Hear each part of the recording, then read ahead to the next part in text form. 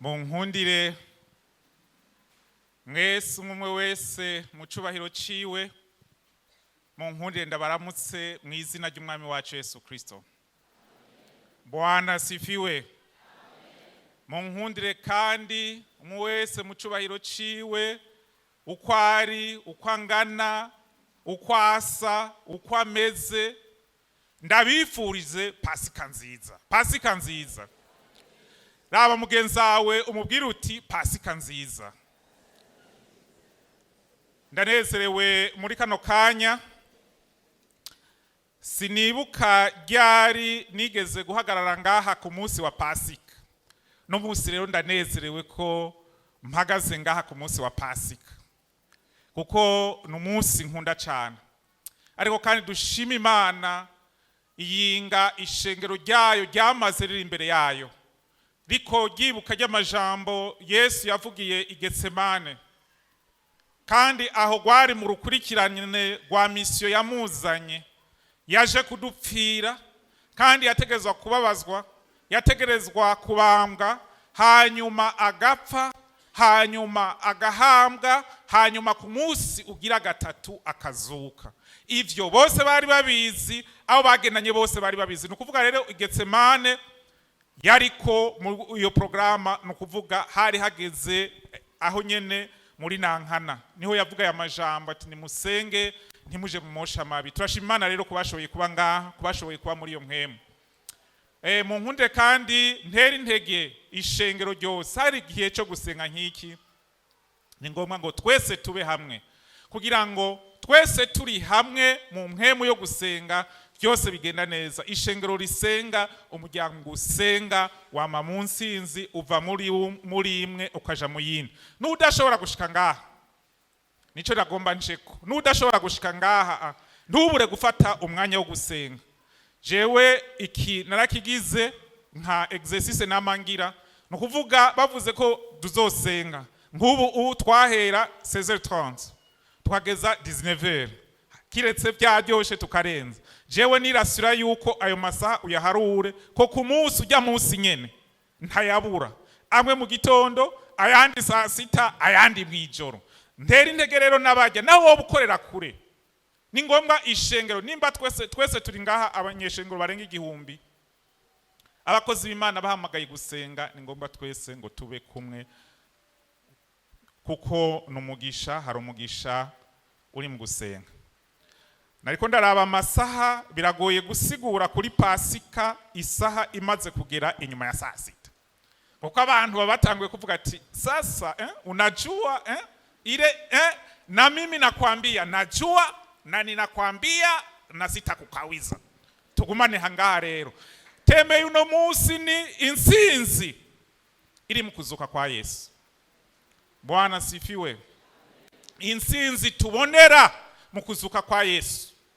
Nico ndagomba ko tumara akakanya k'iminota mikeyi tuvugana. Abakozi b'Imana badutanguriye bamaze gusigura neza Pasika, barasigura aho yatanguriye muri Egiputa, ikigereranyo cayo. None uno munsi turi kuri uyu munsi udasanzwe, aho twibuka Pasika nk'umunsi w'intsinzi, abizera bose bakoranira hamwe ngo twibuke ukuzuka k'umwami wacu Yesu Kristo. Yesu rero, ubu Yesu turiko tuvuga, iyi Pasika turiko tuvuga, ukuzuka turiko tuvuga, Yesu ntiyazutse uno munsi. Yesu yarazutse, ubu ni muzima, ubu avyagiye iburyo bwa Data. Ariko ni ngombwa yuko nk'abizera ko twama tumwibuka. None muti ukuzuka ni iki? Ukuzuka kuba habaye gupfa. No kuvuga iyo bavuze ko umuntu yapfutse, bavuze yuko umuntu yarapfuye. Ubu twamaze kumva umuntu yapfuye kandi twiteguye gushingura. Hari n'abandi tuzi barenganya. No kuvuga uwo muntu arapfa, impwemu zikagenda, bakamuhamba, kandi twese abantu bose bakabona ko yahambwe yagiye. Hanyuma rero uwo muntu akagaruka ari wa wundi. Kuko ubu ndiko niyumviriza kuri ijambo, namye niyumvira nti wose ubona nka Mutamamisi ni bande bamwibuka Mutamamisi bakaza bamubona araje ariko arasigura. Burazi ukuntu yakunda kudusigurira ngo myaka inatukura, ngo mwemwe munasema munakula myaka na myaka inatukura, ukabona ariko arabivuga ngaha twahava twiruka. Kubera iki twokwiruka? Twovuga tuti ujya muntu n'igihume. Twoza tubona Mutama Johnson uko nyene twovuga tuti ujya muntu n'igihume. Ariko ubu Yesu turiko tuvuga ko yazutse, yarapfuye, ku munsi ugira gatatu azuka ari wa wundi nyene, n'abandi bose bamubona ko atacahindutse, ko atari gihume, ko ari umuntu akomeye ameze nk'uko yari ameze. Niko kuzuka rero turiko turavuga. Tuko turavuga rero ko Yesu yaraje avuka nk'umwana w'umuntu, araba kwisi, arakora ibikorwa bitandukanye, arakiza abagwaye, arakiza ibimuga, mbere n'inge yarazitanze. None muzi ko yagaburiye abantu, yaratanze icakura, abantu barafungura, mbere barabiterana birasigara. Yesu yaratanga, nukuri Yesu yaratanga. Hanyuma ariko misio yari yamuzanye kwari kugira ngo acungure umwana w'umuntu, amupfire, amucungure ibyaha vyiwe. Kuko twari babi, twari mu byaha, ntitwashobora kwikiza. Nukuvuga uburemere bw'ivyaha twari twarakoze, nta numwe yari afise ikintu yashobora gutanga. Urazi yuko z'ivyaha ubutungane buragucira urubanza rukakubwira ruti genda nimba uzomara imyaka ingahe cyangwa ubuzima bwawe bwose. Nukuvuga ivyaha twari twarakoze nta kintu na kimwe cariho gishobora kubicungura. Ariko Imana imaze kubiraba kubw'urukundo rwayo iturungikira Yesu, kandi uko byari bipanze yategezwa kuza akaja mu minwe y'abana b'abantu, bakamugira nabi, agapfa, hama ku munsi ugira gatatu akazuka. Aho niho yaba ahejeje mission. Ku munsi wo kuzuka rero ni umunsi wo kuvuga ati mission fini, mission accomplie, ico mwana wantumye nagihejeje. Hari hasigaye ko aduga mu ijuru kugira gute? Gutanga raporo. Na Imana yaba yamaze kubibona, iyo igisoda bagitumye ku rugamba atigenda hariya, hanyuma baragenda bagakora ibikorwa, bamaze kunesha umwansi baragaruka ku mukuru w'ingabo ati twahejeje, ubu haratunganye. Yesu rero uno munsi n'umunsi wo kuvuga uti mission fini, igikorwa cyo gucungura abantu ndagihejeje. Nukuvuga n'umunsi udasanzwe bene data ku buzima bw'abizera. Nagomba tuvugane, turi kuri teme intsinzi iri mu kuzuka kwa Yesu. Hari ibintu bishika bitanu gusa nagomba ngo tuvugane ko bijanye no kuzuka kwa Yesu, intsinzi iri mu kuzuka kwa Yesu.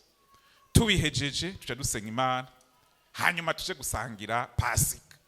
Wayiteguye atumira uwundi, kuko Pasika n'umunsi mukuru udasanzwe, n'umunsi w'intsinzi, n'umunsi wo kwigina, n'umunsi wo kunezerwa n'isi yose bimenye yuko abakristo banezerewe kuko hari intsinzi yabonetse. Icambere nabwiye ko ari bitanu gusa, muze muraharura bitanu. Nimwagenda wibagiye uvuga uti hariho ibintu bitanu twabonye biri mu kuzuka ku mwami wacu Yesu Kristo. Intsinzi ya mbere, Yesu yatsinze urupfu. Nukuvuga urupfu n'inkomezi zago zose vyaraniganye birarunanira ko rumugumya.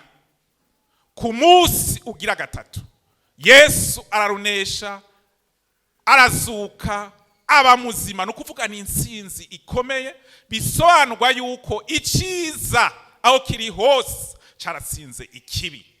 Kandi iyo ntsinzi si ya Yesu gusa, ni ya wewe, ni ya jewe. Bivuga biti Yesu yaranesheje urupfu, Yesu yaranesheje ikibi, umuco waratsinze umwiza, n'umunezero munini dufise. Enda mumfashe dukomera amashi Imana yacu.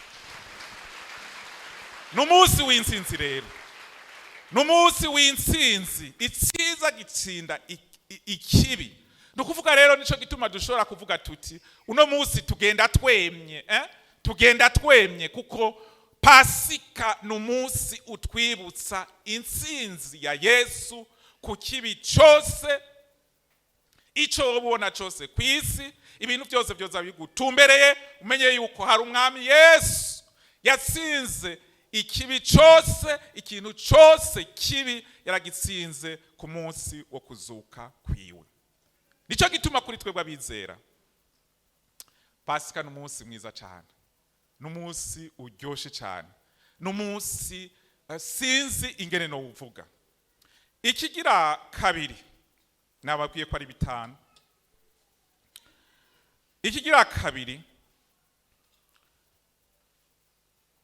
ukuzuka kwa Yesu kwerekana ububasha budasanzwe bw'Imana yacu. Ukuzuka kwa Yesu kwerekana ububasha budasanzwe bw'Imana yacu. Nukuvuga kugira ngo Yesu aje mwisi, bamwice, bamugirire nabi, hanyuma ashobore kuhaguruka akazuka, bigisobanurwa yuko hari ububasha budasanzwe Imana ifise.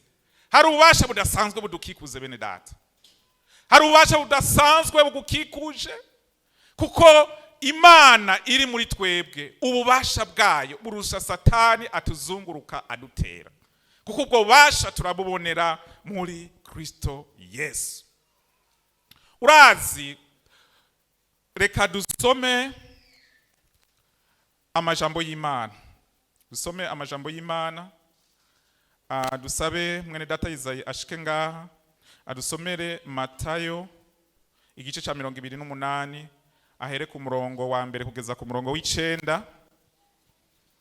Yongera aca dusomera niyo nkuru nyene no muri Luka aho havuga izo nkuru nyene.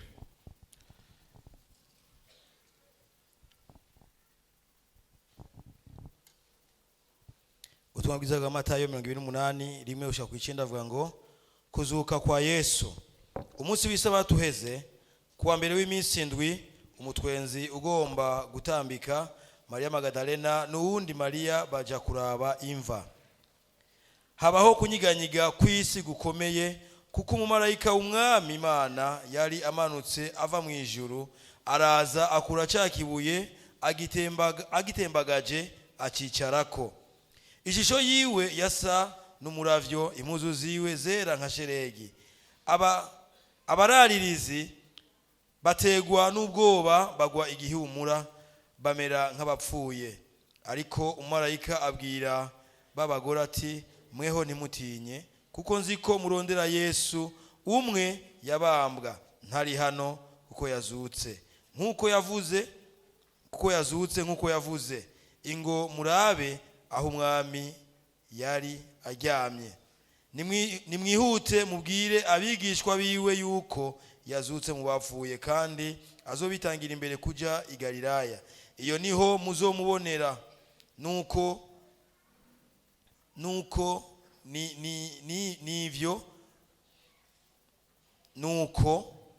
ni ivyo ndabibabwiye. Bava kumva n'ingoga, bari n'ubwoba n'akanyamuneza kenshi, birukanga kubibwira abigishwa biwe. Maze Yesu ahura nabo, arabaramutsa ati amahoro. Baramwegera, bamufata ku birenge, baramusenga. Amen. Amen. Adusomere muri Luka 24, gusa asome umurongo wa 10 kugeza 12, kuko ni inkuru zisa. Mugabo hari ico na nshima ko dukura muri iyo mirongo.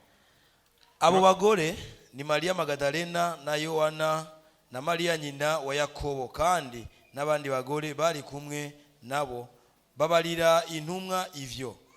Ayo majambo ababera nk'umuyaga, ntibabemera. Ariko Petero ava hasi yirukira kumva, arunama arungurukamwo, abona impuzu zera ziri zonyene, asubiriwe atangajwe n'ibibaye. Amen. Amen. Tubona rero turiko tubandanya kuvuga ivya Pasika, tuvuga ibyo kuzuka kwa Yesu. Tubona kuri uwo munsi wo kuzuka kwiwe abagore bazindukiye Maria Magadalena na Maria wundi na Yohana bagenda baza kuraba imva. Barazinduka kare mu gitondo ngo bajanye ibimota, ariko bahura n'abamarayika bababwira ati none mwebwe ko muri ngaha, ko muje kuraba uwo muje kuraba yazutse kuko yari yarabivuze. Nukuvuga rero Yesu yarazutse, ivyo yavuze yarabishikije. Uno munsi turi ngaha kugira ngo gusa ngo twibuke. Nariko ndavuga rero ndi ikintu kigira kabiri, hari ububasha budasanzwe bw'Imana. Usomye hariya muri Matayo haruguru gatoyi ya kijya gice twasomye ca 28, usomye ku 27 mu mirongo ihereza, ivuga ingene abaherezi bakuru n'abafarisayo bagiye kwa Pilato bakamubwira bati muzehe twumviriza, wa muhumvyi urazi ko yahambwe, kandi urazi ko yahumba avuga ku munsi ugira gatatu azozuka. Turagusabye rero tumucunge, emwe tuhatetere tucunge gose, kugira ngo abigishwa ntibaducemwo mwijoro, ngo baducemwo hanyuma bamutware, hanyuma ngo bace bahumba ngo yarazutse. Ati ubuhumvyi bwa nyuma bwo gisivye. Baracunga, arababwira mugabumviza Pilato ingene yabishuye, kubera Pilato ntiyarabeshigikira, abona ati ibi ni byanyu. Ati okay, abarinzi ngabo genda mu barinda uko mwiyumvira. Baragenda kumva bararinda, n'ikibuye kinini cari kirinze aho hantu ngo bagishirako ikimenyetso.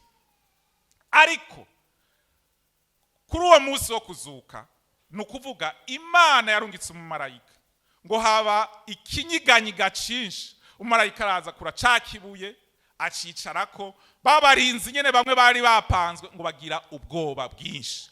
Cyo nshaka kuvuga niki, Imana ifise ububasha budasanzwe.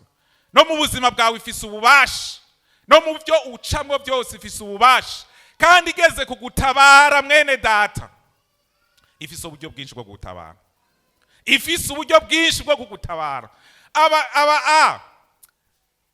Bo bavuga bati kumbura abigishwa baza ari benshi canke baza mwijoro, ngira barabahaye n'amatoroshi ati mugume mugira umurabe ko baza kumwiba, ngira ngira nikawa kugira ngo ntibasinzire. None muri ivyo byose hari icyo Imana yakoresheje, yarungitse umumarayika. Isengesho ryanje senga uti Mana rungika umumarayika. Hari ikibuye kiri imbere yanje, hari ikibuye kiri mu buzima bwanje, hari ikibuye kiri mu rugo rwanje, ndagomba umumarayika yururuke akizungagize kimbise ndengane mbandanye urugendo rwiza dukomera amashimana yacu.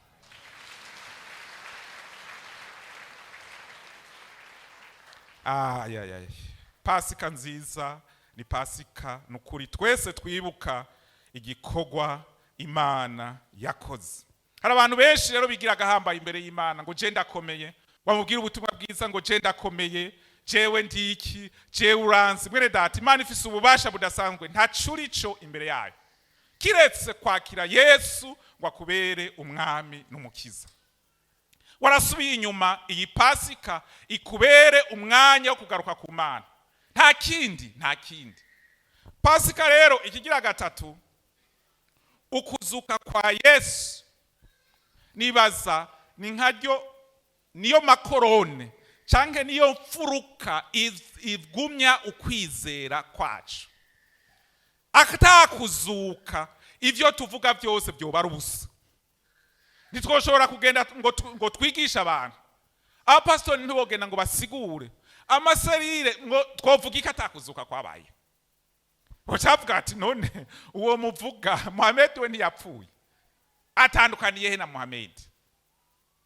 Nukuvuga ukuzuka kwa Yesu niyo mfuruka kwerekana ko Imana yemeye umubiri wa Kristo, yemeye ukwitanga kwa Yesu n'urupfu rwiwe ko ariyo mpongano y'ivyaha byacu. Ntidushobora kuvuga, ntitwovuga ngo twarakijijwe, twarahariwe atakuzuka kwabayeho. Nukuvuga kubera ukuzuka kwa Yesu uno munsi tugenda twemye, turahagarara tuti twarahariwe, twarakijijwe.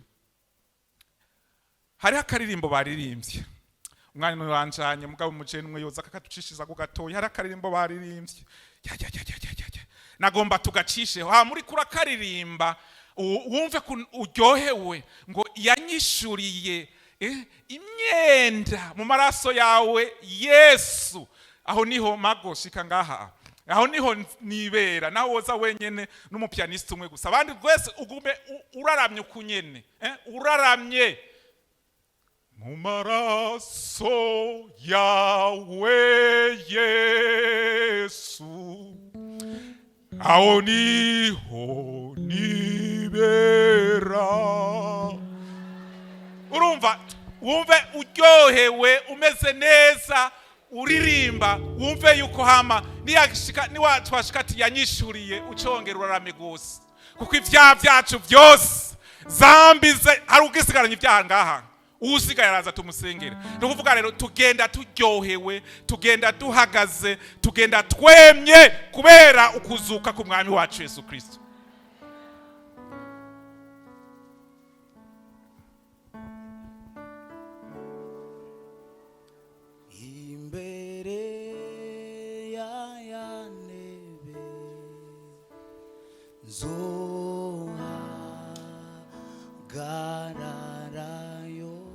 Niyo nyene nzojana y'iminyago ndayireze Yesu yanyishuriye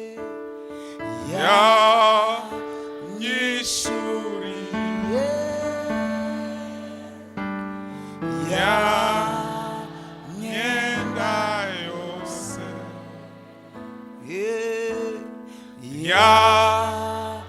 ramari y'ivyaha vyahindutse umwero, yanyishuriye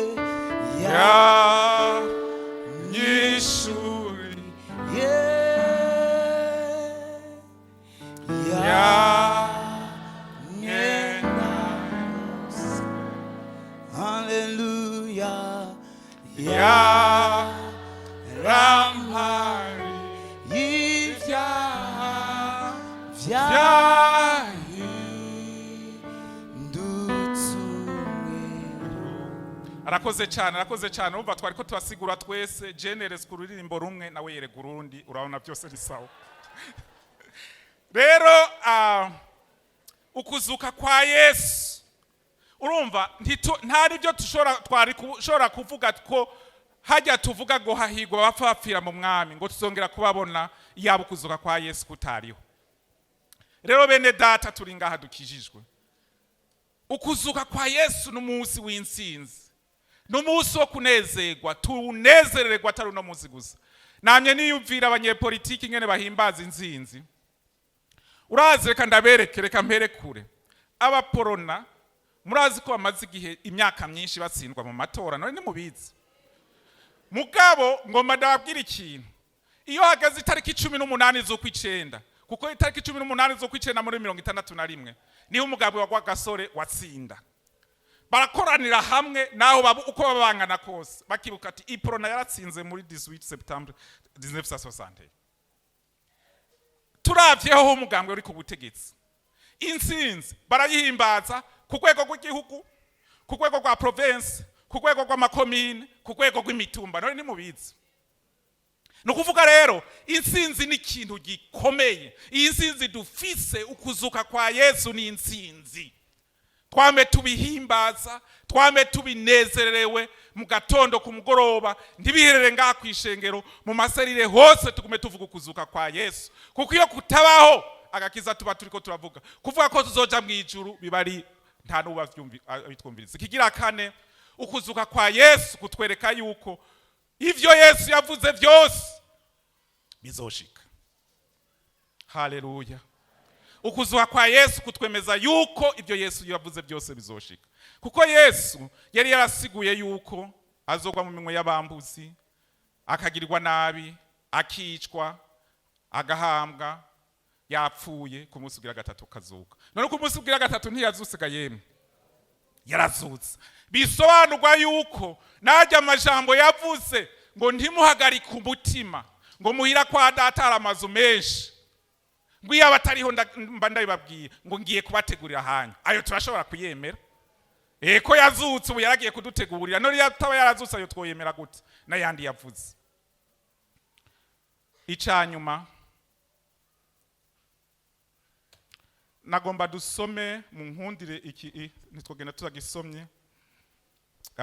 Ibyakozwe n'intumwa 17, mwe data Isaya garuke adusomere ibyakozwe n'intumwa 17. Dusome ku murongo wa 31, 32 kugeza 34. Ibyakozwe n'intumwa 17 niho ayo majambo ari dushaka kuvugako. Ku murongo wa 31,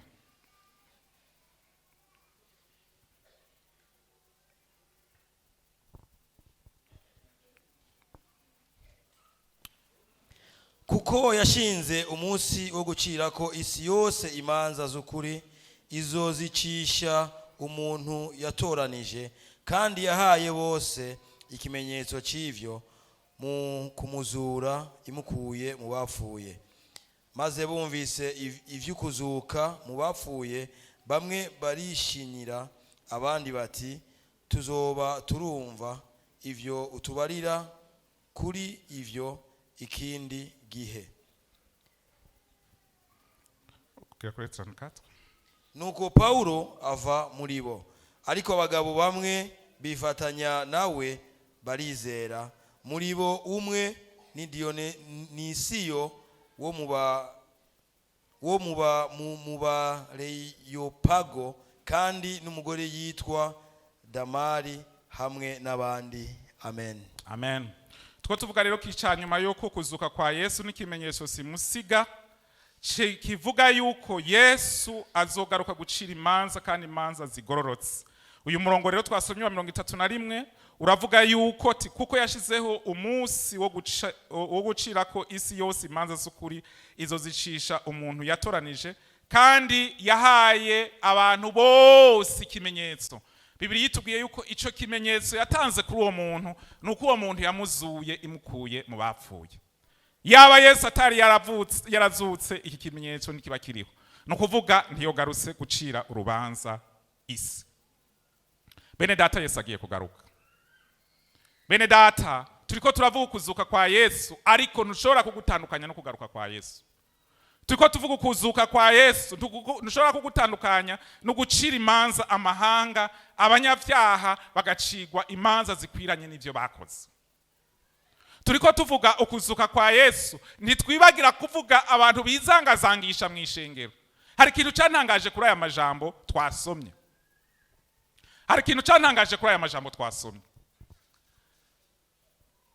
Baba kenyezi bari bapfuye kumva ngo bagiye kubibwira ba Petero ngo bayifashe uko nyene. Birantangaza ingene bashobora gutangara abantu bagendanye na Yesu umwanya munini, kandi nibo bumvise inshuro nyinshi ko ku munsi ugira gatatu azozuka. Mugabo turabona yuko amakuru baronse batigeze bayemera, batayemera neza.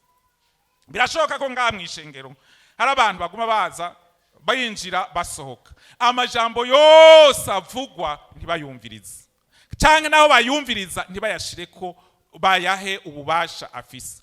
Ndakwifurize Pasika nziza. Mugabo muri yo Pasika, nimba warasubiye inyuma kazi, nimba agakiza kawe uzi uri wa muntu wo kwinjira usohoka uvuga uti bijya n'ivyabariya, uno munsi udasanzwe kuri wewe kugira ngo ushike ngaha, maze ubwira Imana ati Imana, igihe c'ubutamenya kirarangiye. wifatanye n'aba bumviriza inyigisho za Pawulo, ntibamubwire ngo genda ngo ibyo tuzoba turabyumviriza. N'umwanya mwiza wo gusenga rero bene data. Twavuze ibintu bitanu tubisubiremwo.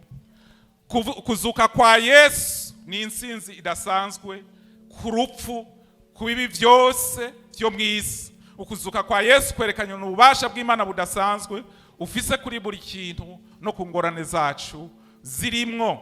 Ukuzuka kwa Yesu ni ibuye canke twavuga yuko ari amakorone agize ukwizera kwacu, kandi kuzuka kwa Yesu gutuma twemera n'ayandi majambo yose yavuze.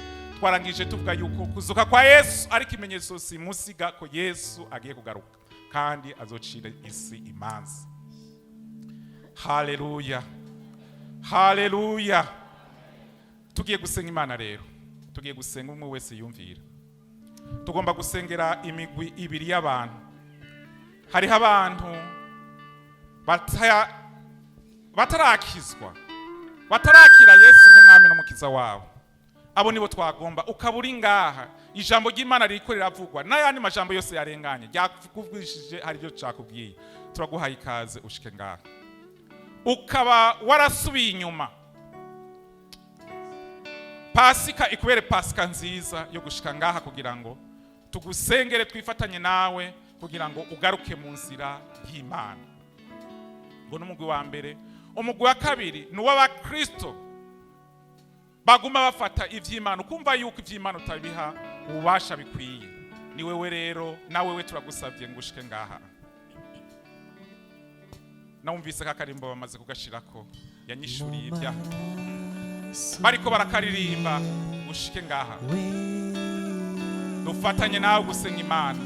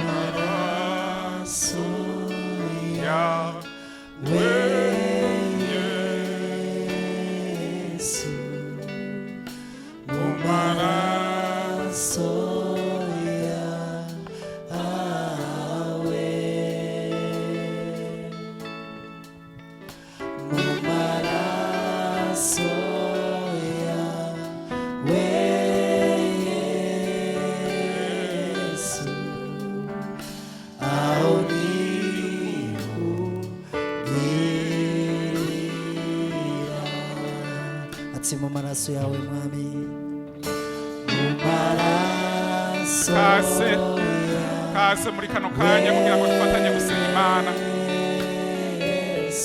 Turaguhaye ikaze. mu maraso Imana iri ngaha kugira ngo ivugane nawe.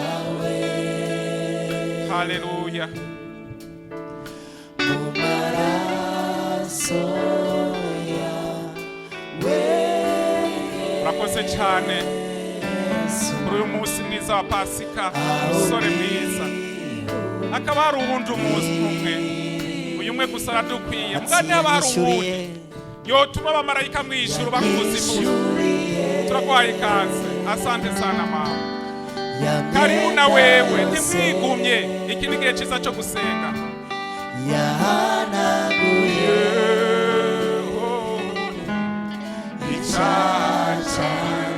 maze yugurura, maze yugurura amajuru. Karibu na wewe, karibu. Numunsi w'umunezero, numunsi w'umunezero. Ntusigare inyuma ugenda n'ibibazo. Karibu na wewe, karibu. Reka kwigumya hiyo. Yanyishuriye, yanyishuriye yamena yose. Karibu, twe turi mu munezero gusa. Karibu sana. Yahanaguye, yahanaguye. Yes. Karibu. Abakozi b'Imana, abakozi b'Imana, karibu.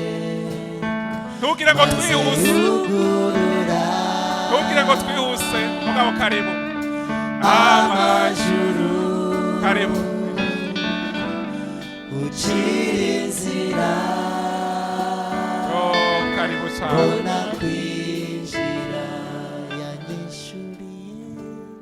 yanyishuriye ya myenda yanje yose karibu nimutebe yahanaguye haleluya icyanje maze ugurura amajuru ucira inzira